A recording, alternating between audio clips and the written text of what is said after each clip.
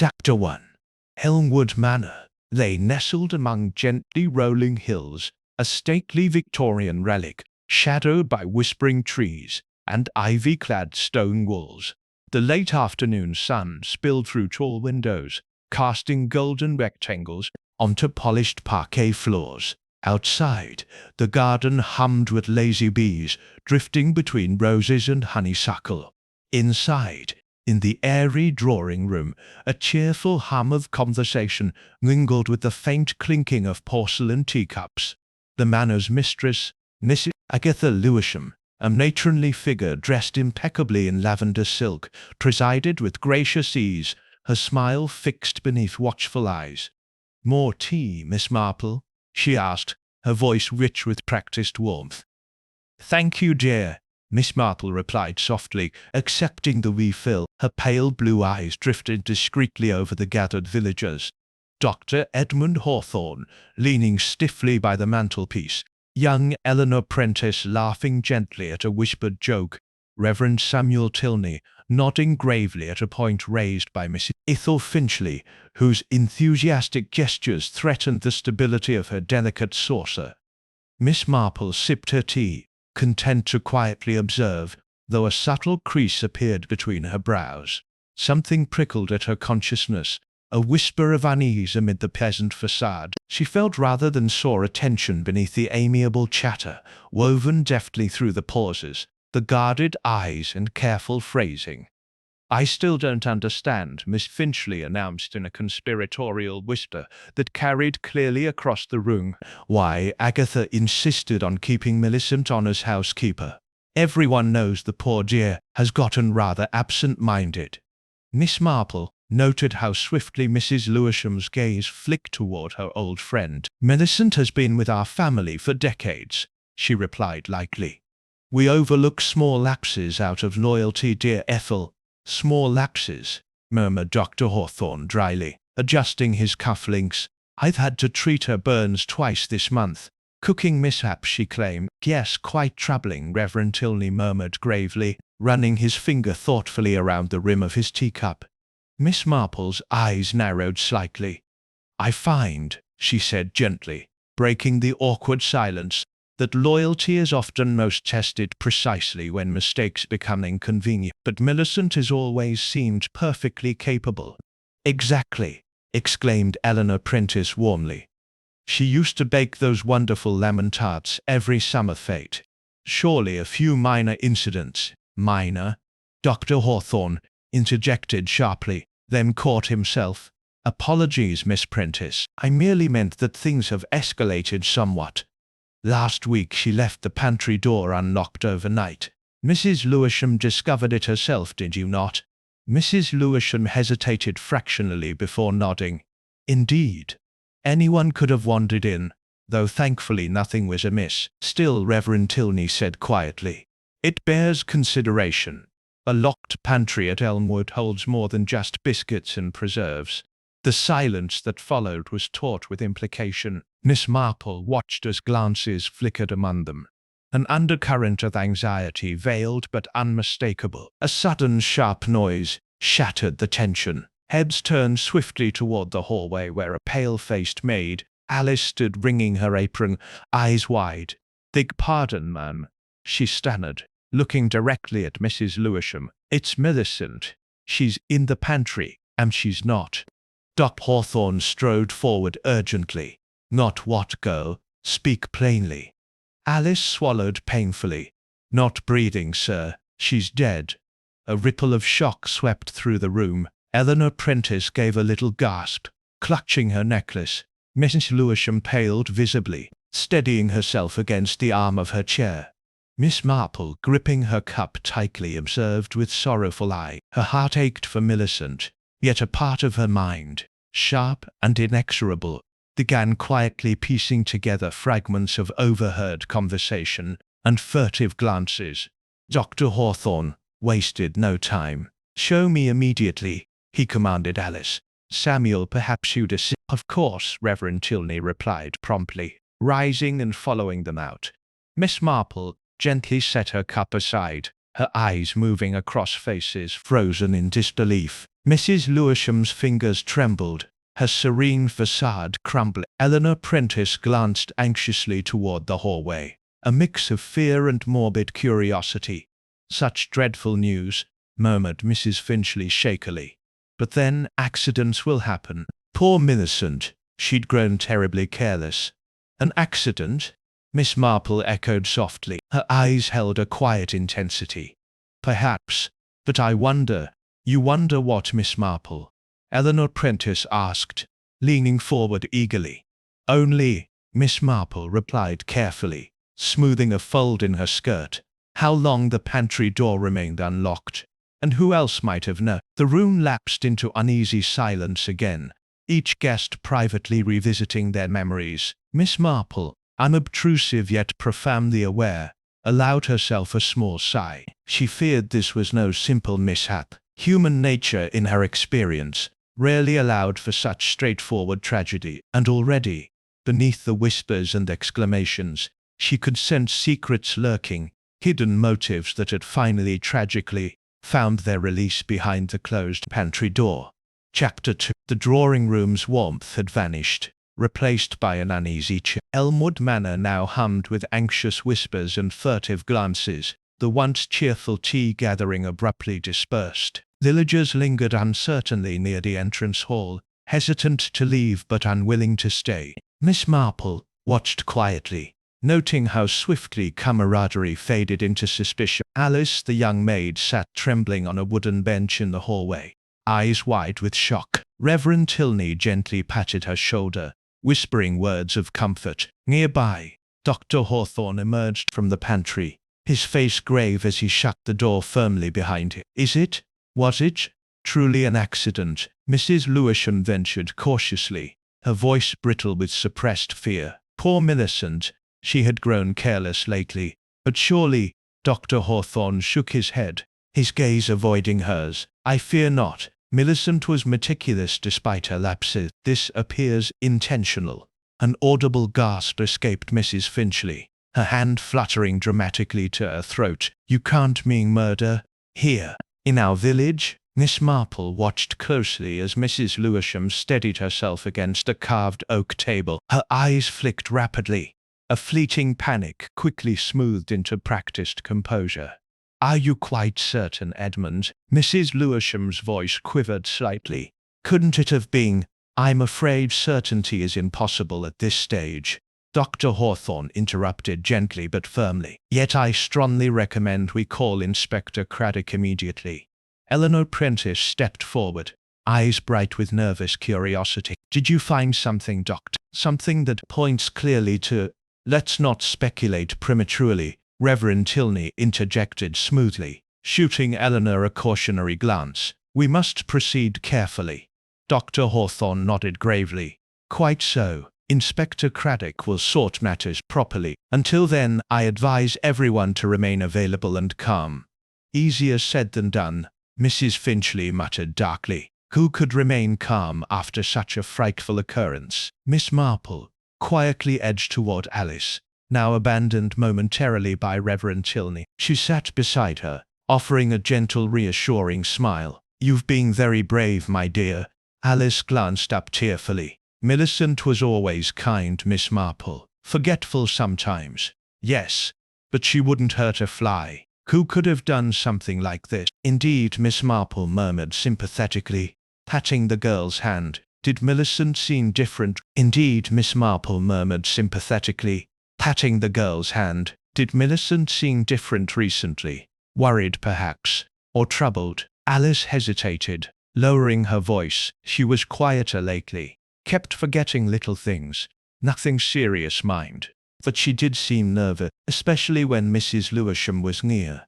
Miss Marple raised her eyebrows slightly. "Was there tension between them?" "Not openly," Alice admitted, reluctantly. "But I heard them arguing quietly in the kitchen yesterday. Mrs. Lewisham seemed upset about something Millicent had forgotten." "I see," Miss Marple mused softly. "Thank you, Alice. You've been very helpful." She rose and moved discreetly toward the pantry, pausing briefly to listen as Dr. Hawthorne spoke in hushed urgency to Reverend Tilney. "Must be cautious, Samuel. We both know certain secrets lie hidden beneath this roof. This could unearth more trouble than we're prepared for." The Reverend nodded solemnly. "Indeed, Elmwood Manor has guarded many secrets, Edmund, but the truth, painful though it may be, often has a way of surfacing." Miss Marple stepped quietly away, her mind already turning over the brief exchanges she'd witnessed. Secrets and tension simmered everywhere she looked. She cast a discreet glance toward Eleanor Prentice, who stood alone near the drawing-room window, fingers twisting nervously in her lace shawl. "Are you quite all right, dear?" Miss Marple asked gently, approaching with careful sympathy. "Oh, Miss Marple," Eleanor whispered tremulously, eyes darting anxiously about. "It's just Millicent confided in me recently. She thought someone had been tampering with her things, moving items to confuse her." Miss Marple's interest sharpened. "Did she mention who might be responsible?" "No," Eleanor admitted reluctantly, "but she was genuinely frightened. I thought it mere paranoia, but now, you mustn't blame yourself," Miss Marple assured her warmly. "But do think carefully. Did anyone behave oddly toward Millicent lately? Even something seemingly trivial might be significant." Eleanor bit her lip thoughtfully. "Perhaps Dr. Hawthorne. He often seemed impatient with her. But that's hardly suspicious, is it? Every detail matters," Miss Marple reminded her gently. "Thank you, Eleanor. Please do take care." Miss Marple turned thoughtfully toward the doorway, feeling the intricate puzzle forming around her. The locked pantry, Millicent's fears, Mrs. Lewisham's anxiety. Each fragment hinted at deeper, darker truth. Inspector Craddock arrived swiftly, his brisk, efficient manner immediately easing tensions somewhat. Miss Marple stood unobtrusively near the staircase, watching as Craddock questioned villagers methodically, his keen gaze missing nothing. "Miss Marple," Craddock acknowledged warmly, approaching after concluding his preliminary inquiries. "I trust your keen insights have already formed some observations." "Only preliminary thoughts," Miss Marple murmured modestly, eyes twinkling faintly. "I suspect poor Millicent's death may reveal deeper, more troubling issues." Craddock frowned slightly. "You sense malicious intent, then?" "Regrettably, yes," Miss Marple said softly. "Human nature often cloaks cruelty behind civility. Millicent's vulnerabilities made her an ideal victim. The question, Inspector, is who benefited most from her silence?" Craddock's brow furrowed thoughtfully. "We'll soon find out. I've ordered no one to leave Elmwood Manor. The answers will be here, waiting to surface." "Indeed," Miss Marple replied with quiet confidence. She glanced toward the pantry door, its smooth wood deceptively innocent. Behind it lay not only tragedy, but a trail of secrets waiting patiently to be unearthed. Chapter 3. The following morning dawned grey and restless. A fine mist clung to the hedgerows around Mary Mead, softening the village's outlines like a half-remembered dream. But inside Elmwood Manor, tension sharpened every movement. Inspector Craddock had returned just after sunrise. He'd spent part of the night with the coroner, and now stood in the manor's kitchen, examining the pantry door once more. Miss Marple sat nearby, sipping tea from a modest glue cup, unassuming, observant and entirely alert.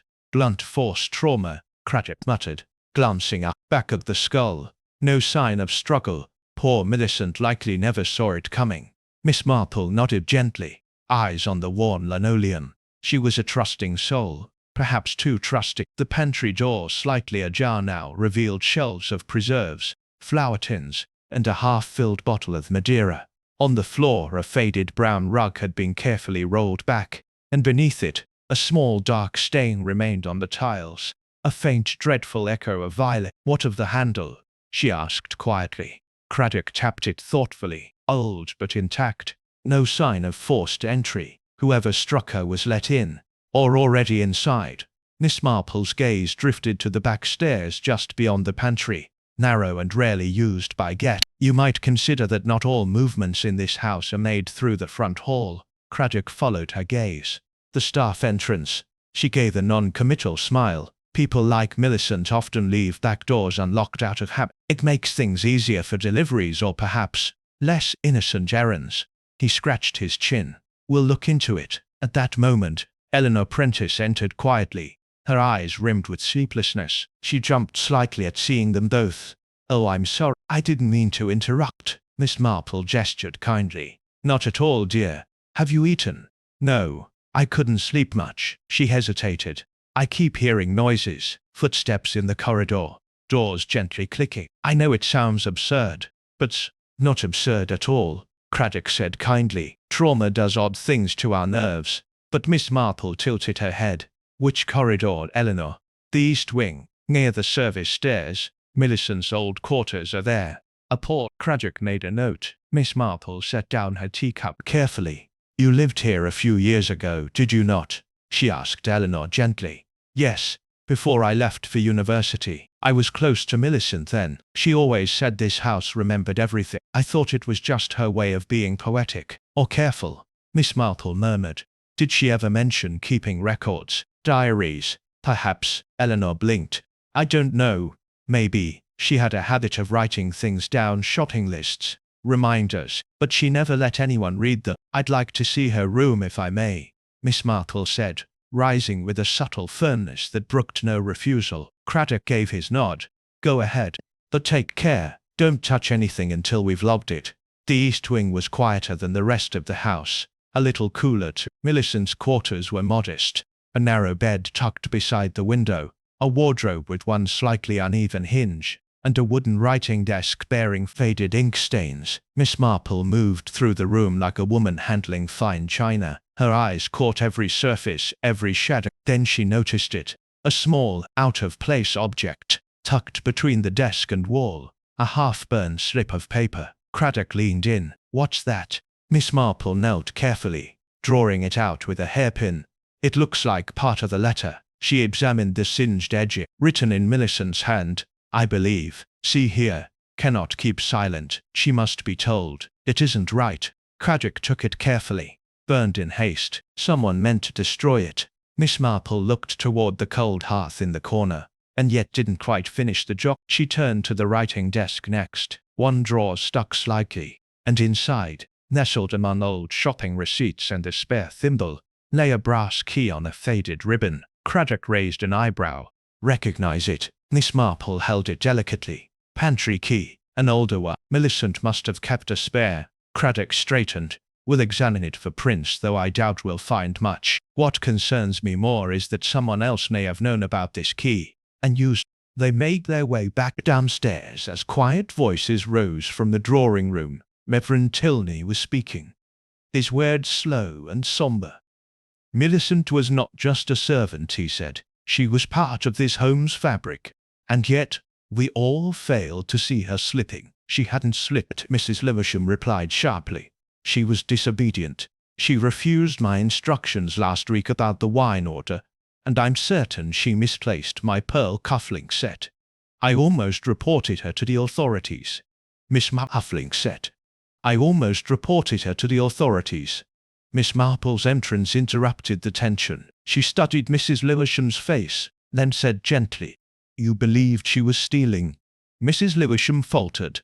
"Not exactly, but she was acting strangely, distant, distracted.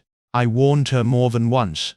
Eleanor stood near the fireplace, watching silently. "Did she ever respond to your warnings?" Miss Marple asked. "Yes," Mrs. Lewisham admitted. "Once," she said. "It's not me who's taken anything. It's something that was never yours to begin with." I didn't know what she meant.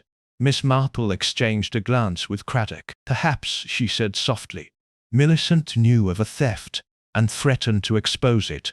That would explain the urgency." Craddock nodded. "We'll be speaking to everyone again." As the conversation faded, Miss Marple turned her gaze toward the windows, where rain had begun to fall, light at first, then steadily insistent. The house creaked faintly in response. Something had been stolen, something important enough to kill over. But what? And from who? More importantly, why had Millicent felt compelled to break her silence after all these years? There were still too many unanswered questions, but Miss Marple knew that answers, like rot in old beans, always surfaced in time, especially when the rain came. Chapter 4. By late afternoon the rain had eased, but the tension in Elmwood Manor had not. The air inside remained heavy, as though the house itself were holding its breath. Miss Marple sat quietly in the morning room, her knitting untouched in her lap. Her eyes moved slowly across the space, not searching but remembering. In a place like this, where servants came and went through back staircases and village gossip flowed faster than telegrams, nothing ever truly went unseen, only unspoken. Inspector Craddock entered, his hat damp and his coat dusted with gravel. "I've just returned from the postmaster," he said quietly. "Apparently Millicent sent a letter 2 days ago, handwritten. No return address." Miss Marple looked up. "And the recipient?" Craddock frowned. "An Oliver Hartley. Doesn't live in St. Mary Mead. Owns a cottage 2 villages over, but hasn't been seen for weeks. Retired solicitor. Keeps to himself." "A man with secrets, then," Miss Marple said gently. "The kind who writes them down or locks them away." Craddock leaned against the window frame. "I've sent someone to locate him, though it might take time. In the meantime we found something else." He reached into his coat pocket and removed a small velvet-lined box. Inside was a single pearl cufflink. "Mrs. Levisham's missing piece?" Miss Marple asked. "Exactly. Found under the floorboard in Millicent's room, wedged deep as if dropped hastily." Miss Marple studied the box. "Too easy," she murmured. "A planted clue, perhaps." Craddock sighed. "That's what I fear. But it confirms someone wanted us to think Millicent had stolen it." "She didn't," Miss Marple said simply. "Not unless she was trying to shield someone else." Craddock's brows lifted. "Any theories?" Miss Marple's eyes twinkled faintly. "Only question. Why did Millicent threaten to speak out? Why keep an old pantry key? And why write to a solicitor? People don't risk everything for trinkets, unless the trinket hides something much more valuable." They were interrupted by the arrival of Eleanor Prentice, who looked pale but purposeful. "Inspector." "Miss Marple," she began hesitantly. I may have remembered something." Miss Marple gestured warmly. "Come in, dear. Sit with us." Eleanor hesitated. "It's about the night before Millicent. I was returning from the garden. I'd gone out for air, and I saw someone leaving the pantry. A shadow, really, but tall. A man, I think." Craddock straightened. "What time?" "Shortly after 10. I didn't think much of it at the time. I assumed it was one of the Could you identify him?" Miss Marple asked gently. Eleanor looked frustrated. "No. He was moving quickly and the corridor was dim. But he had a distinct limp. Slight. Left leg, I think." Craddock jotted that down quickly. "Thank you. That may be more useful than you realize." After Eleanor left, Miss Marple turned back to the inspector. "A limp," she mused. "That narrows the field." "It does," Craddock agreed. "Dr. Hawthorne had a riding accident last year, didn't he? Favors his left knee on stairs." Miss Marple didn't respond immediately. Instead, she gazed out the window, thoughtful. "He does. But whether he was in the pantry that night, or merely someone who walks like him, is another matter entirely." The door creaked, and Mrs. Finchley stepped inside, clutching her ever-present shawl as if fending off a chill. "Forgive me, but I couldn't help overhearing. You said Millicent wrote to a solicitor." Craddock nodded cautiously. "Yes. I wonder if it's about the inheritance," she said almost to herself. Miss Marple's knitting lay still in her lap. "Inheritance?" Miss Finchley blinked. "Oh dear, perhaps I've said too much. But it's been whispered for years that Mrs. Levisham's late husband left a portion of his estate to someone in the household. Not his wife, mind you." Craddock leaned forward. "To whom?" "No one knows for sure, but it was always implied that Millicent held the key to that mystery. Perhaps even a written will tucked away. She was terribly close to Mr. Levisham. He trusted her with everything." Miss Marple gave a slight nod, more to herself than anyone else. "And what became of his papers?" Mrs. Finchley's eyes flicked sideways. "That's just it. No one's ever found them. Not the originals." Craddock stood abruptly. If Millicent had access to documents that threatened someone's inheritance, she may have become a target. Miss Marple stood as well, smoothing her skirt. "And that, I suspect, is the real reason she was silenced."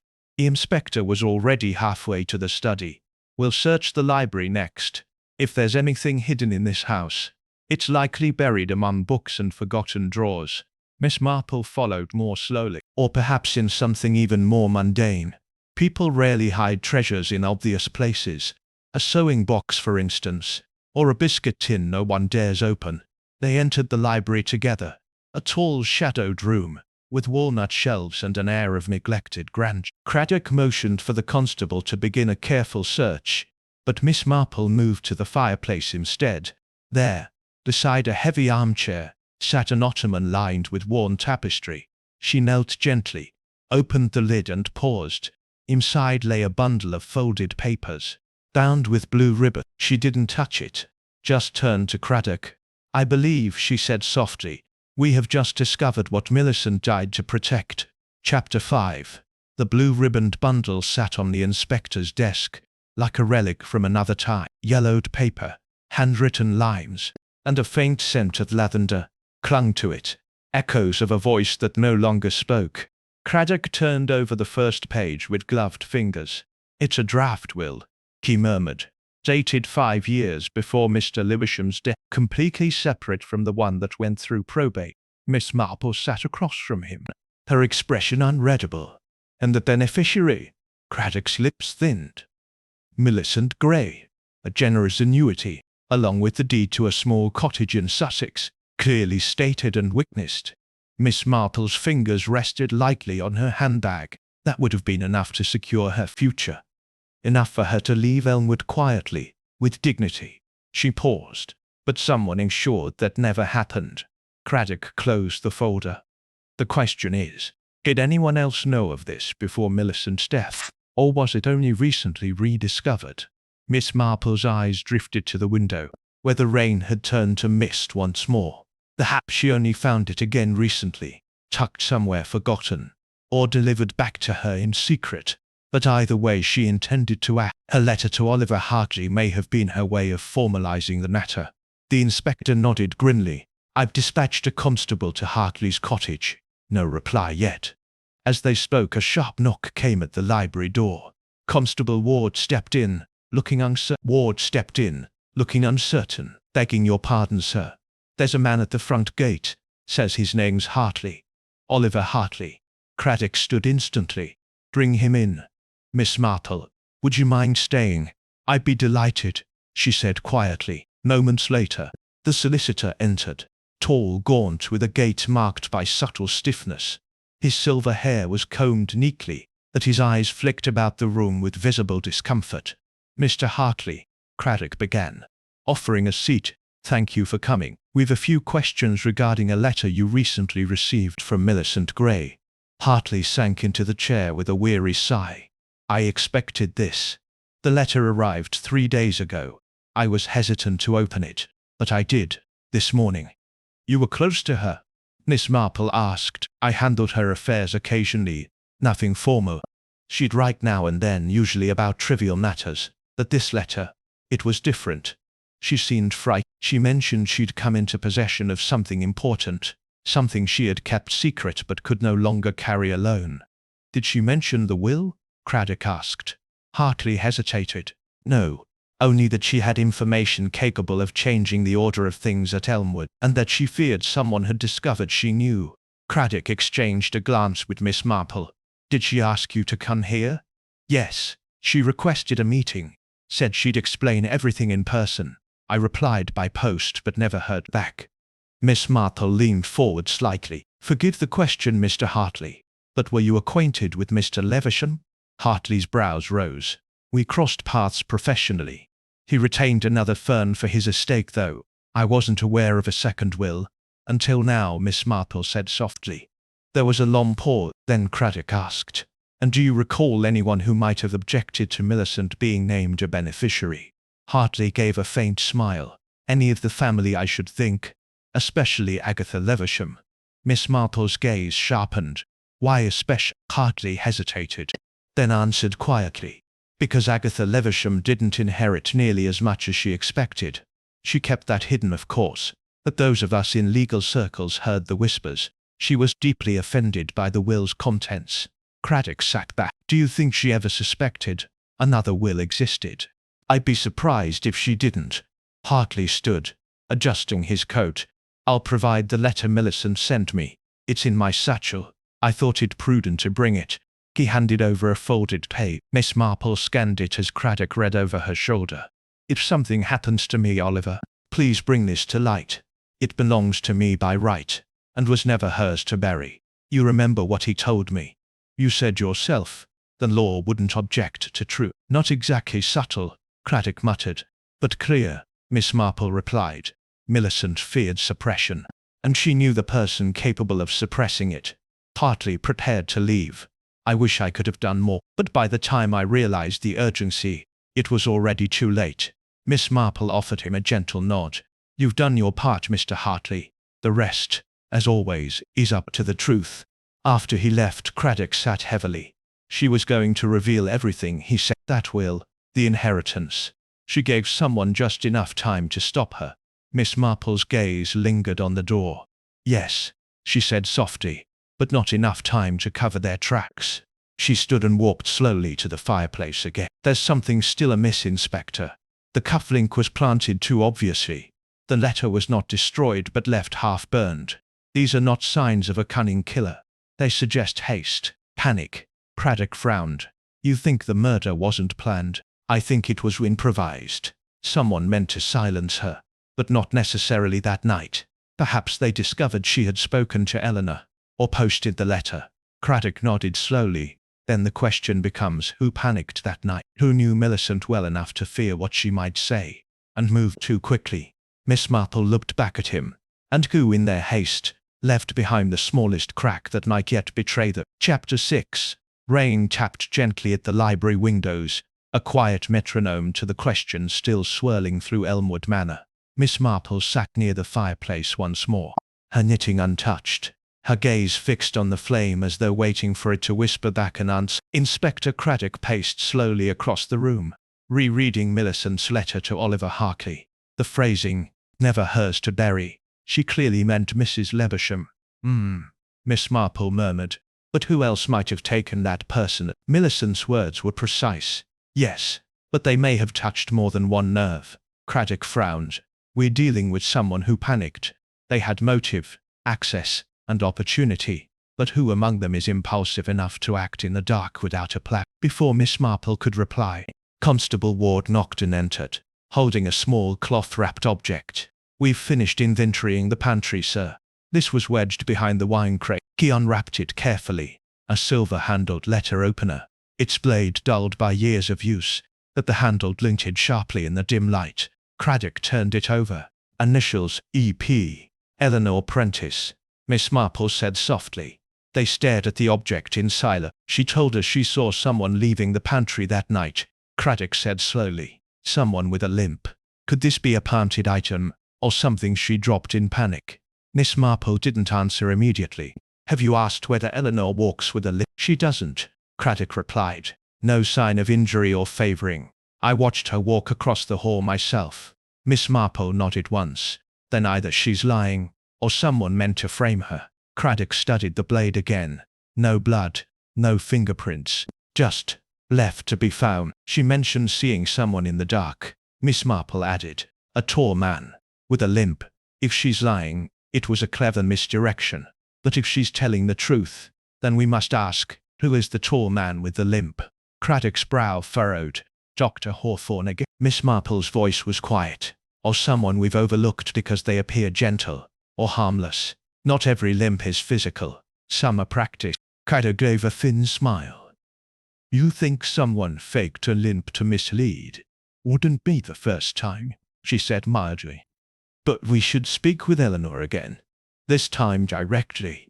They found her in the conservatory, standing alone by the misted glass, her face pale and unreadable. She turned as they approached. "Is it about Millicent again?" she asked quietly.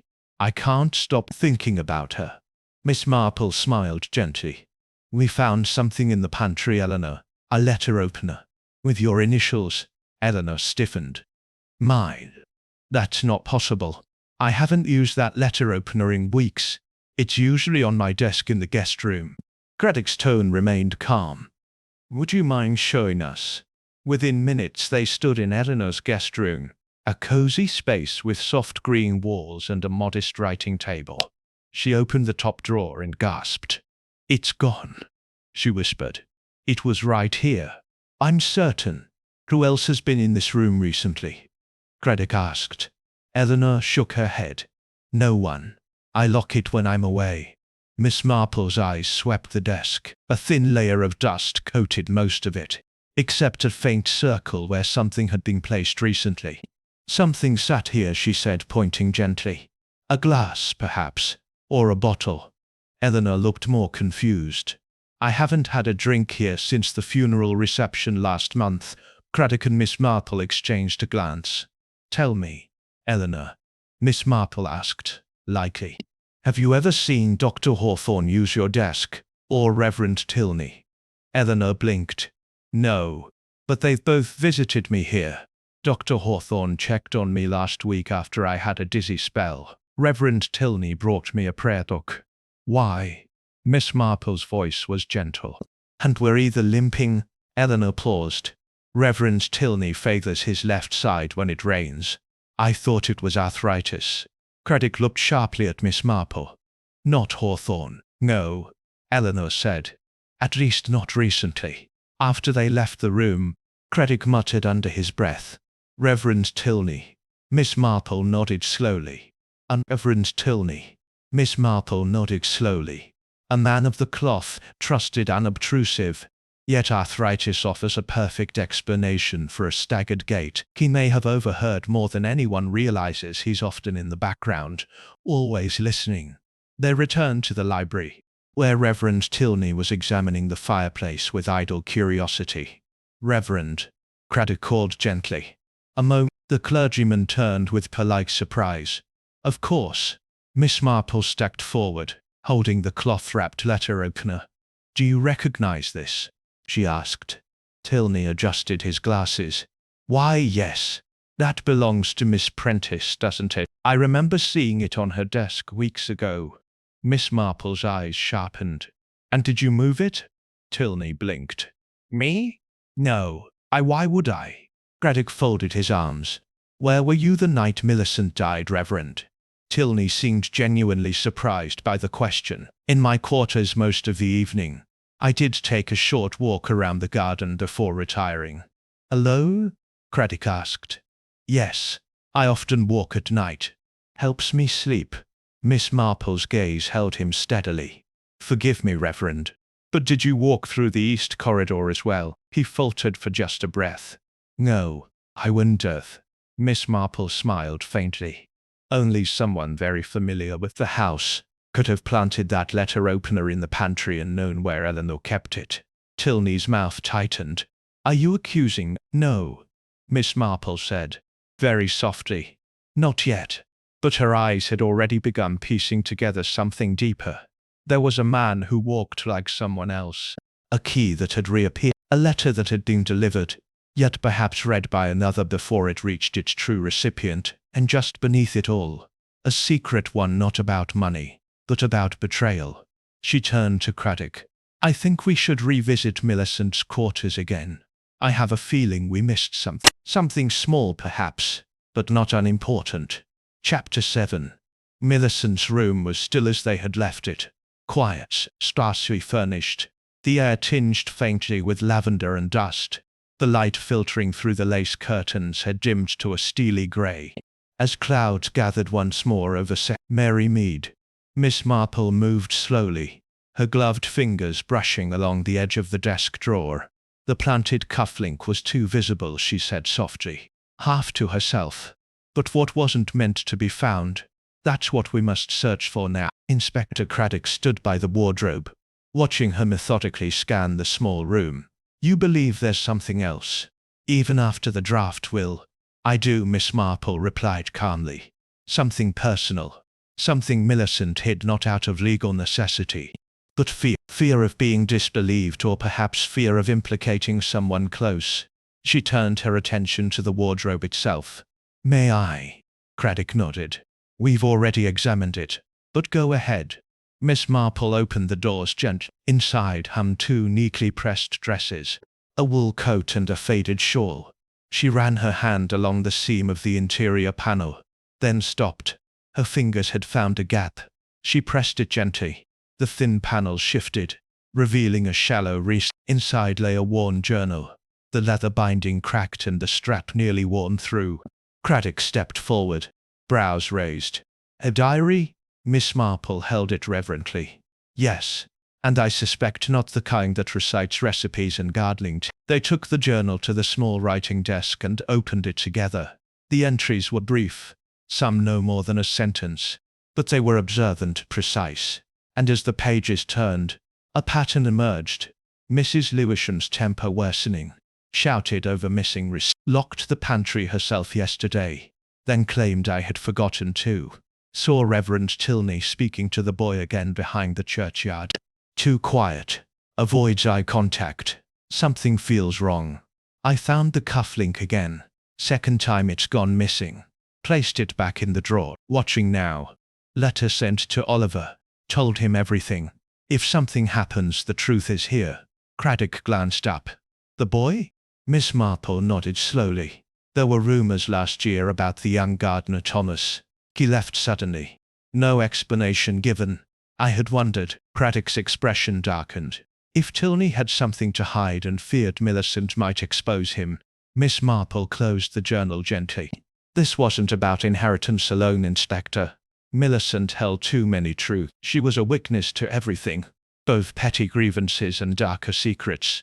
Footsteps approached the door and Alice, the maid, appeared, twisting her apron. Begging your pardon, ma'am. Miss Marple, the inspector said I could come if I remembered something. Miss Marple turned to her kindly. Of course, Alice. What is it? The girl looked hesitant. It's the pantry, man. There's something I never said. The morning before it happened, I found a note in Millicent's handwriting on the backstairs corkboard. Just a scrap of paper. But it said meeting confirmed, 10 p.m. Pantry. I thought it was for me. But it wasn't signed. Craddock stiffened. And you didn't keep it? Alice shook her head. I threw it away, thought it was. But now I wonder. Miss Marple's expression grew solemn. That was the meeting. The one Millicent arranged. Likely to confront someone. She meant to face them privately. No scandal. No audience. But someone came prepared. Craddock's, perhaps not to kill. But when threatened, they act. Miss Marple looked down at the journal. And what did they take with them? I wonder. What secret did they think they destroyed? She flipped to the final page. A single line had been scrawled in hasty ink. He said I was wrong, that no one would believe me. But I saw him. I did. I know what he is. The silence in the room thickened. Craddock closed the journal with care. This changes everything. Miss Marple nodded. You'll need to speak with Reverend Tilney again, carefully, and check church records. There may be something more. A complaint? A disappearance? Millicent never exaggerated. If she wrote it, she knew. Craddock turned toward the door. I'll take care of it. As he left, Miss Marple remained seated. Her gaze drifted back to the old wardrobe and the gap behind the panel. Not all truths come to light cleanly. Some must be coaxed from their hiding places, others pulled from the web of fear, memory, and silence. She heard the wind pick up outside, rustling the trees beyond the manor. Beneath her calm exterior, something settled with quiet certainty. Millicent had not died because of one secret. She had died because she knew too many. And someone in this house had grown desperate enough to silence the one person who saw through them all. Chapter 8. The following morning broke with brittle light and a strange hush. The villagers of St. Mary Mead, though discreet by habit, had already begun murmuring. News of Millicent's death and the whispers of murder had leaked beyond the gates of Elmwood Manor. Inside the study, Miss Marple and Inspector Craddock sat opposite one another. Between them lay Millicent's journal, the final page open like a silent accusation. She wrote, I saw him. Craddock said quietly, not I suspect or I believe. She saw him. That night. Or perhaps earlier. Miss Marple replied, her fingers folded neatly in her lap. But I think it was confirmation, something she had long feared made visible at last. She confronted him in the pantry, likely with her evidence in hand. Craddock rubbed his temple, and instead of being frightened, he killed her. A knock at the door interrupted the Constable Ward stepped in, holding a small tattered photograph. "This was just found in the vicarage's hymn bookshelf, sir, hidden in a pocketed sleeve at the back. Dated nearly 2 years ago." Craddock took it carefully.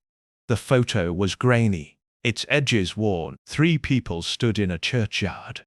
Reverend Tilney, Millicent Gray stood in a churchyard. Reverend Tilney, Millicent Gray, and a young man, tall, wiry, smiling faintly. "That's Thomas Ward," confirmed. "The gardener, who vanished last summer." Miss Marple leaned in and looked at Reverend Tilney's hand. It rested on Thomas's shoulder, possessive, but also oddly tense. The expression on his face, while meant to appear warm, bore a stiffness that didn't reach the eyes. "This must be the boy behind the churchyard Millicent wrote about," Miss Marple murmured. "He left without farewell. No one saw him off. No family called. It was as though he was quietly removed." Craddock's face hardened, and Tilney denied knowing anything. "I spoke to him directly after Thomas vanished. He claimed Thomas had found work in another county." Miss Marple's voice remained calm. "A lie, then?" Craddock stood. "We need to bring him in now. No more questions unanswered." Miss Marple didn't rise. "Not yet. Reverend Tilney is careful, calculated. He has lasted this long by controlling the narrative. If we confront him outright, he will deny, deflect, or feign forgetfulness." Craddock frowned. "Then what do you suggest?" Miss Marple's eyes gleamed faintly. "We show him something that cannot be denied." Moments later, they met Reverend Tilney in the drawing room. The clergyman appeared composed, if slightly weary. "You wish to speak with me again?" he asked, eyes moving between them. "Yes," Miss Marple replied, stepping forward with the photograph. "I found this. A charming image. Do you remember the day?" Tilney took the photo, glancing at it briefly. "Ah, yes. Thomas. That was taken after the Easter service. Millicent insisted on it. She was fond of that boy." Miss Marple tilted her head. "Weren't you?" He looked up, caught off guard. "Naturally, as I am fond of all parishioners." "And yet," Craddock said quietly, "when Thomas disappeared, you didn't report it. You claimed he found work elsewhere. But no such records exist. Not in any neighboring counties." Tilney's smile flickered. "Well, perhaps I misunderstood. Did you?" Miss Marple's tone remained soft. "Because Millicent believed something had happened to him, she wrote about it. She feared you." Tilney's fingers curled slightly around the photo. "You have no proof of any wrongdoing," he said coldly. "No?"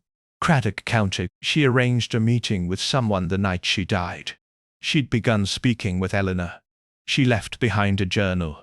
Tilney's composure cracked, just slightly. "People write many things when they grow old. Fantasies, accusations." Millicent was becoming unstable. Miss Marple watched him for a long moment. She wasn't unstable. She was afraid of being ignored, or worse, of being believed too late. Craddock stepped forward. "We've reopened the gardener's disappearance. A formal inquiry. If he was harmed, Reverend, and you were involved, I had nothing to do with his disappearance." Tilney snapped. "Nothing." He chose to leave. Miss Marple raised a hand gently. "Then may I ask, why did Millicent keep this photograph, kid, and why was it moved from her room to yours?" Tilney froze. Craddock's eyes narrowed. "It wasn't found in her things. It was hidden in your hymn book. Just recently." There was a long silence. Reverend Tilney slowly sank into a chair. "You don't understand," he whispered. "I tried to help him. I did. But he threatened to expose me. He said he'd tell others about our conversations, twist them into something vile. He left. He was angry. He said I'd regret it. Miss Marple's voice was gentle. And you did regret it. Because Millicent knew, and she kept watching. Tilney's voice faltered. She was going to destroy me. I begged her not to tell. That night, I only meant to reason with her. That she wouldn't listen. She said she had proof, that she had already written to someone. She turned her back and he swallowed. It was only a moment. That she fell. Craddock's jaw clenched. You struck her. You panicked, tried to frame Eleanor, then retreated before anyone found you. Tilney nodded numbly. The mask completely gone now. I didn't mean to kill her. Miss Marple lowered her eyes. But you did. And for that, Reverend, you will answer.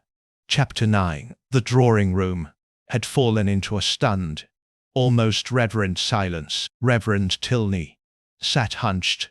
The once dignified slope of his shoulders now stooped with confession. His hands trembled in his lap, not from fear, but from the weight of what he could no longer deny. Inspector Craddock stood behind him, impassive, waiting for the constable's return. Miss Marple remained by the window, her expression unreadable as she watched the rain streak down the glass. She was going to ruin everything.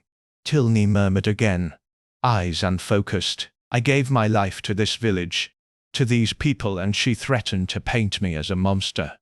Miss Marple finally spoke, her voice low but steady. She didn't threaten, Reverend. She revealed, and perhaps that is what frightened you most, that you had become so accustomed to silence. You mistook truth for violence. He looked at her sharply. I never touched that boy. I never touched that boy. Not as she claimed. I cared. Deeply. Perhaps more than I should have. But Thomas, he twisted it. Or maybe he didn't understand. And so he left. Craddock said. And you hoped it would end there? Tilney nodded. Until Millicent began asking questions. I could see it in her eyes. That sharpness. That quiet knowing. She watched everyone. She remembered every misplaced word. You tried to convince her to stop, Miss Marple said softly. That instead she wrote the letter to the solicitor, and then she summoned you to the pantry. I begged her not to speak, Tilney whispered. She said it wasn't about revenge, only justice, but it would have destroyed everything. Craddock's voice grew firm. So you struck her. She turned, Tilney said, eyes fixed on a spot on the rug. She turned her back on me, and said, It's done, you know. The truth will out. And something inside me just snapped. A long silence followed. Then Craddock stepped forward and placed a hand on his shoulder. You'll be taken into custody. We'll process the confession formally. Tilney nodded mutely, as Craddock stepped out to alert the constable. Miss Marple remained behind, watching the man who had once delivered so many funerals and sermons now stared blankly at the rain. It isn't the sin that haunts most men, she said softly. It's the unraveling of their own story, when they no longer control how they are seen. Tilney didn't respond.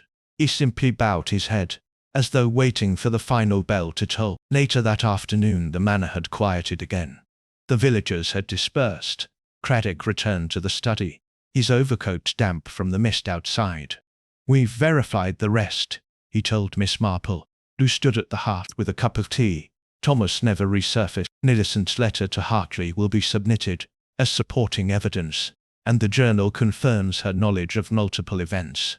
Any word on Thomas himself? She asked. Not yet, Craddock replied. But if he's alive, he'll be relieved to know the woman who believed him didn't die in vain. Miss Marple nodded, then turned her eyes toward the empty chair by the fire.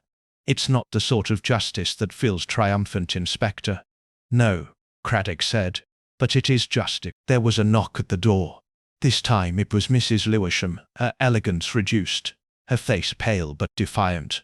I heard, she said simply, about Samuel. Craddock gave a courteous nod. He confessed, it will be handled through official channel. She exhaled slowly, then turned to Miss Marple. And the other matter, the will. Miss Marple's tone was calm. The solicitor Miss Marple's tone was calm. The solicitor confirmed its legitimacy. It will be examined by the probate office. Millicent's name will be restored. Mrs. Lewisham's jaw tightened, but she nodded. She always did think herself important. No, Miss Marple replied gently. She simply knew she mattered. A quiet difference. Mrs. Lewisham gave a brittle smile. And now she'll be remembered. Yes, Miss Marple said, but not as a servant, as a witness. That evening, as the village lamps flickered to life and the mist began to settle over hedgerows and thatched roofs, Miss Marple sat by the parlour window of her cottage with a small envelope in hand. Inside was a folded note, neat, precise handwriting. I have written what I know. If something should happen to me, please see that it is not lost to gossip. There is too much of that already. This truth, however, must not be buried. Millicent Gray. She tucked it into the journal's final pages and placed it on the shelf, between Gibbon's Decline and Fall and the Forsyte Saga. Not for sentiment, but for safekeeping. It belonged now to history. As the clock chimed 7, Miss Marple set down her tea and turned toward the fire. In the flickering shadows, her mind drifted, not to murder, not to scandal, but to silence, to the silence people keep around certain truths, to the rooms that bear witness, and to those like Millicent who choose not to look away. Because in the end, the truth hadn't needed to shout, it had only needed someone to listen. Chapter 10.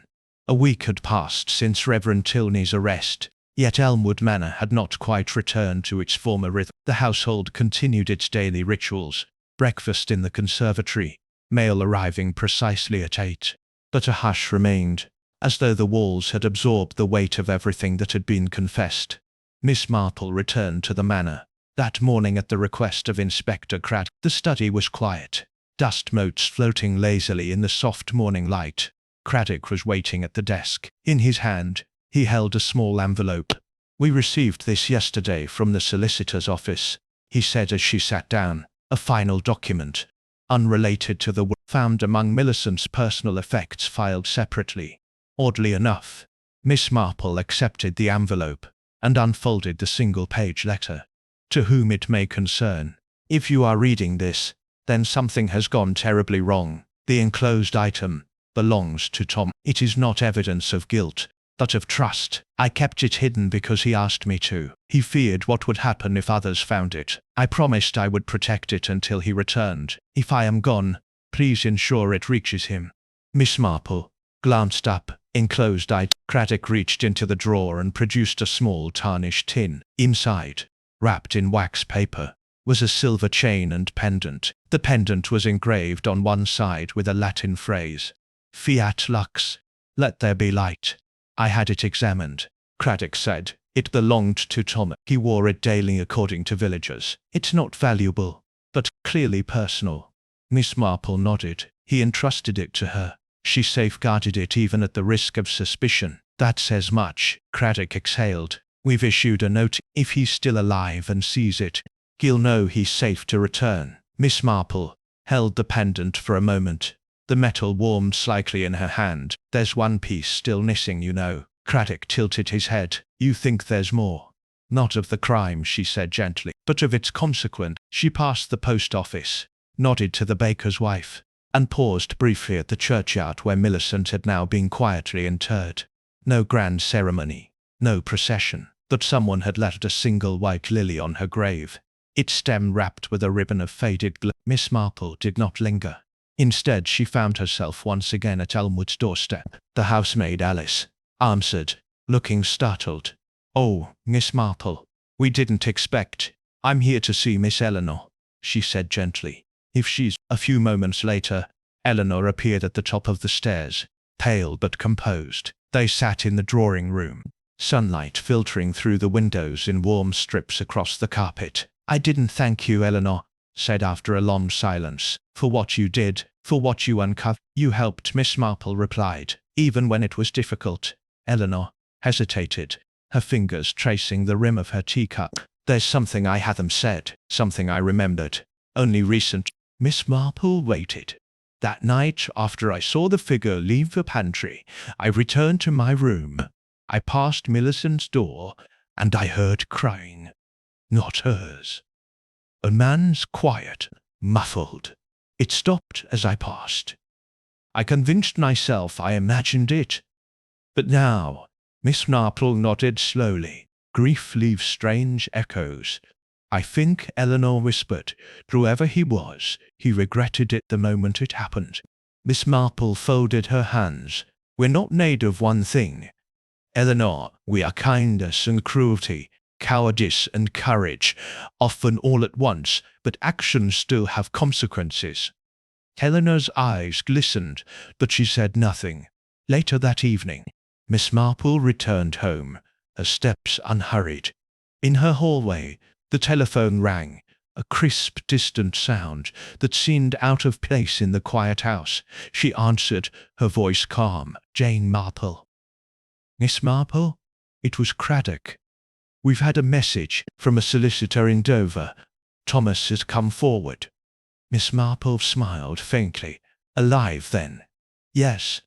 He'd heard about Millicent. He's agreed to speak with us. I'm glad, she said.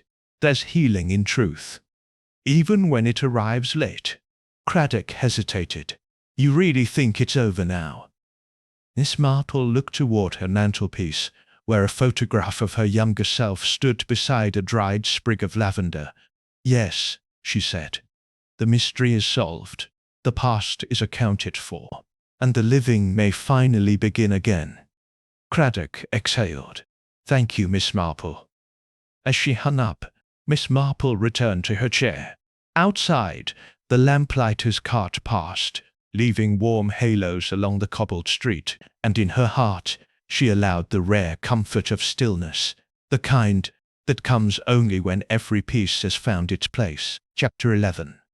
Thomas Everleigh arrived at the police station just before noon, escorted not by an officer but by the soft-spoken solicitor from Dover, who had once helped him vanish. He was thinner than anyone remembered, his coat too large, his collar worn, his eyes hollow from the weight of years spent looking over his shoulder. Inspector Craddock received him with careful neutrality. Mr. Everleigh, he said, you're aware why we've asked you to come? I am, Thomas replied. His voice was steady, but there was a tremor underneath. And I won't run again. Craddock motioned to a seat. We're not charging you. The man who killed Millicent is already in custody, but there are gaps, and Miss Marple believed you could help close them. Thomas looked up, startled. She's involved? She never left, Craddock replied. She saw what none of us could. She had brought no handbag, no knitting, just herself, a presence firm but kind. She studied Thomas as if he were an old volume pulled from the shelf after years of dust. You were never dead, she began. Just erased. Thomas gave a rueful smile. Millicent helped me. She said I'd never survive the scandal. Miss Marple nodded. The envelope she left behind. She entrusted your pendant to no one else. That meant something. Thomas's fingers touched the chain he now wore again. It was my father's. He used to say, Fiat lux, whenever the power went out in the house. Let there be light, she murmured. She hid me in a small cottage outside of Whitstable. A friend of hers, Lydia, I think, owned it. I never saw the papers again. Never wrote. Never dared. And she visited only once, a year later. She told me not to come back. Miss Marple leaned forward slightly. And the night of the murder. Thomas went still. Murder. Thomas went still. I didn't come for the inheritance, he said. I came for her. She had written to me weeks ago. She said she was frightened, that something was wrong in the house, that the past was clawing its way back. Miss Marple's eyes narrowed. You came in secret. Thomas nodded. The night of the rainstorm. I crept to the manor and waited outside, like a coward. I saw the pantry window open. I crept in, but someone was already there. Describe what you saw. He hesitated. Only a shadow. A man. I think he was holding something heavy, like a stone or the bookend, Miss Marple whispered. Yes. His voice broke. I heard a scream. I turned. It was Millicent. She saw me. Her eyes widened. and then the man struck her. I ran. I didn't even check if she was breathing. But she knew you'd been there. He nodded, shame flooding his face. And she still protected me. Later, outside the station, Miss Marple and Craddock stood together. Rain was starting to fall, thin and persistent. So that's it, Craddock said. He saw the killing, but not the killer's face. He saw enough, Miss Marple said softly, enough to affirm what we suspected. Tilney did it. But we now understand why Millicent said nothing. Craddock raised an eyebrow. She wasn't just shielding Thomas, Miss Marple said. She feared what Tilney would do if she accused him. She feared the parish would protect him, that no one would believe her. So she told no one, not even Eleanor. But she summoned Thomas anyway. She must have been preparing to finally bring everything into the light. Her own death wasn't planned, but her confrontation with Tilney, that was coming. Craddock nodded, and we stopped it too late. Not entirely, Miss Marple replied. The truth has outlived the silence. The villagers spoke of Thomas's return with a blend of awe and disapproval. But the scandal faded faster than expected. Perhaps it was the war, or the weather, or simply the British way of smoothing over discomfort with biscuits and fresh gossip. Miss Marple was invited to tea by Eleanor, who now handled the estate's affairs. They sat in the drawing room once more. But something had shifted, something freer in Eleanor's posture, less guarded in her tone. He's asked to stay, she said.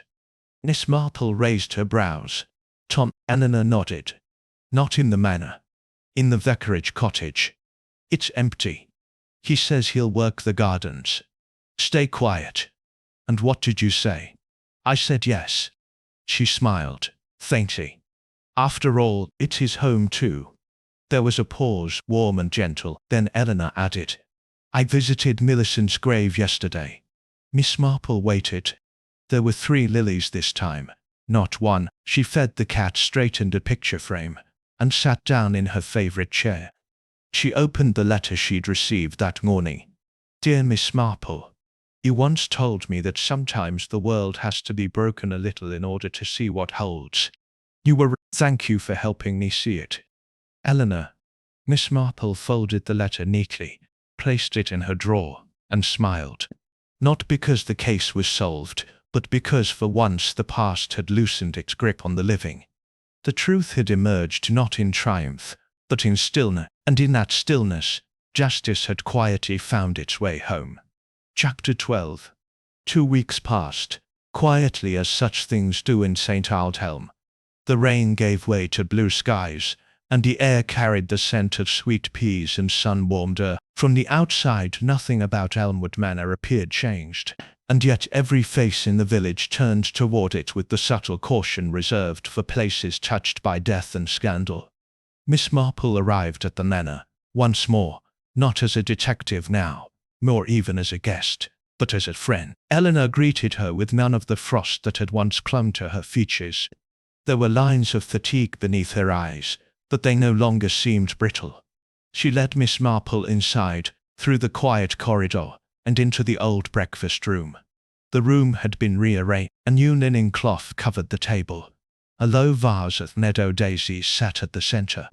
The teacups were Eleanor's mother's, fine porcelain, with a faint crack in one saucer. Miss Marple noticed, of course, but said nothing. She used to say the pantry heard everything. Eleanor murmured. Miss Marple stirred her tea, and kept its own secrets. Eleanor looked out toward the hall. They've removed the door. Miss Marple tilted her head.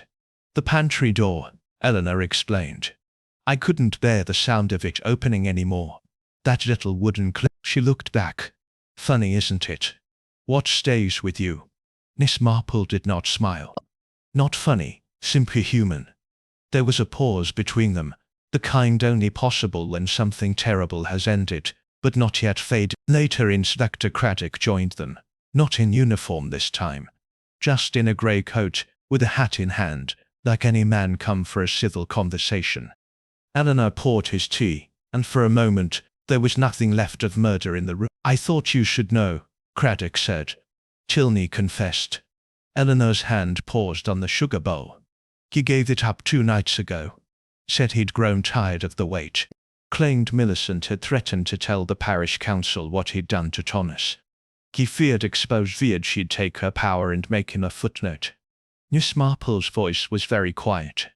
He mistook silence for submission. Many men do. Craddock nodded. He's being transferred to Maidstone for sentencing. There's no question of trial. And the papers, Eleanor, are. Craddock hesitated. Then we've recovered most of them. The will letters between Millicent and Thomas, some drafts of confessions Tilney had apparently taken and hidden away. It's all intact now. Miss Marple sipped her tea. Eleanor turned to her, so that Miss Marple met her gaze. You still expect resolution to come like thunder. But resolution is often more like moss. It spreads slowly and quietly, and one day you realize the stone you thought so solid has changed. Eleanor said nothing, but her fingers tightened gently around her teacup. She stopped there a moment, listening not for sounds, but for absences. Thomas stepped out from the side path. His clothes were simple, his sleeves rolled, earth beneath his nails. They say I was a ghost, he said. Miss Marple turned toward him. Perhaps, but now you've come home. He looked past her, toward the manor. She protected me until the very end. She loved you more than she feared her own ruin. Thomas looked down. I thought it would end in shame. It didn't, no. Miss Marple agreed. It ended in truth. He looked up at her. You brought that truth. I only followed the crumbs, Mr. Everleigh. It was Millicent who laid them down. It was a letter from Lydia Weybridge, Millicent's distant cousin, who had vanished from village life years ago. Miss Marple opened the envelope with some curiosity and read slowly. Dear Miss Marple, I know you never met me, but Millicent spoke of you before I left for France. She said that one day, if anything ever happened to her, someone like you would know how to listen to what wasn't said aloud. You were right about the cottage. I let Thomas stay there because Millicent asked me to. She never told me why. But I never questioned her. She was the strongest person I ever knew. People thought her cold. She wasn't. She just understood that in a village like ours, silence was the only power some women were allowed to have. Thank you for hearing her, L.W. Miss Marple placed the letter in the drawer beside the other. Then she made her tea, let the cat curl against her ankle, and watched the mist roll in over the hills of St. Mary Mead. Outside the world turned again. The pantry door was gone, the secrets behind it no longer whispered, and yet Miss Marple, ever the listener, knew the truth didn't vanish with resolution. It simply settled, like dust in a quiet house, waiting to be stirred again.